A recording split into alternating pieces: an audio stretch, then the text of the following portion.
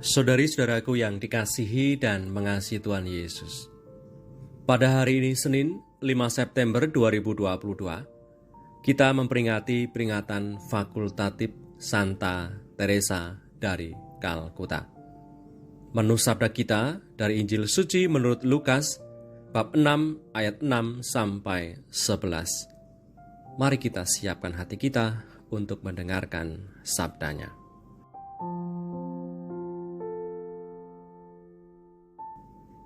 Pada suatu hari Sabat lain, Yesus masuk ke rumah ibadat lalu mengajar.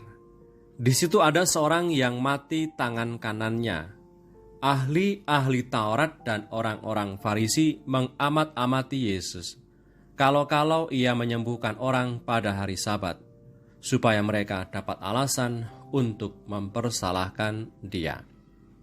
Tetapi ia mengetahui pikiran mereka, lalu berkata kepada orang yang mati tangannya itu, "Bangunlah dan berdirilah di tengah." Maka bangunlah orang itu dan berdiri. Lalu Yesus berkata kepada mereka, "Aku bertanya kepadamu, manakah yang diperbolehkan pada hari Sabat? Berbuat baik atau berbuat jahat? Menyelamatkan nyawa orang atau membinasakannya?" Sesudah itu ia memandang keliling kepada mereka semua, lalu berkata kepada orang sakit itu, "Ulurkanlah tanganmu." Orang itu berbuat demikian dan sembuhlah tangannya. Maka meluaplah amarah mereka, lalu mereka berunding apakah yang akan mereka lakukan terhadap Yesus. Demikianlah sabda Tuhan, terpujilah Kristus.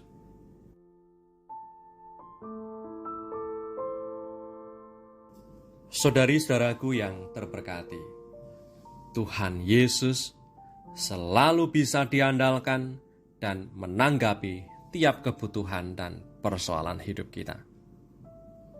Kedatangannya di rumah ibadat memberikan kepenuhan harapan dari seorang yang mati tangan kanannya.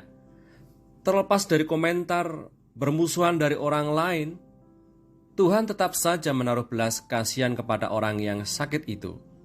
Ia berkata kepada orang sakit itu, "Ulurkanlah tanganmu." Orang itu berbuat demikian dan sembuhlah tangannya.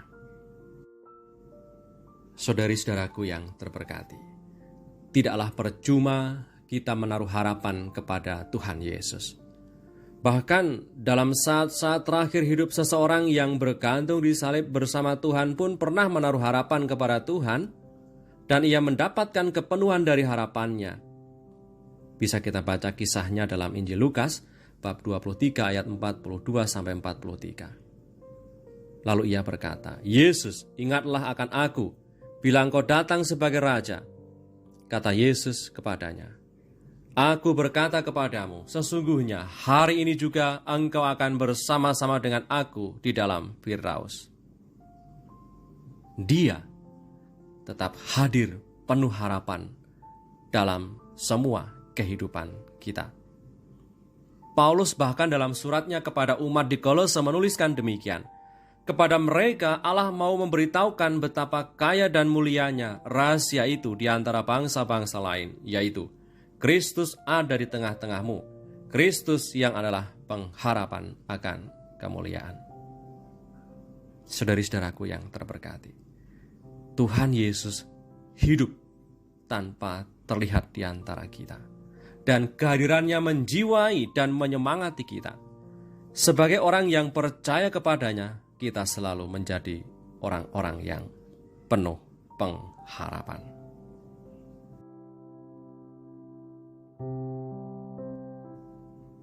Marilah berdoa dalam nama Bapa dan Putra dan Roh Kudus. Amin. Allah Bapa Maha Baik, semoga kami lebih mudah untuk memikirkan dan berbuat kebaikan untuk sesama daripada membicarakan kejelekan dan merendahkan sesama. Kami mohon berkat-Mu hari ini untuk mengawali pekerjaan kami dalam nama-Mu, untuk menjalani pekerjaan kami dalam nama-Mu. Semoga segala apa yang kami kerjakan berkenan kepada-Mu dan berguna bagi perkembangan hidup kami. Demi Kristus Tuhan dan pengantara kami, yang hidup dan berkuasa bersama Engkau dalam persekutuan Roh Kudus, Allah Meraja, sepanjang segala masa. Amin. Berkatalah yang Maha Kuasa turun atas kita semua, Bapa dan Putra dan Roh Kudus. Amin.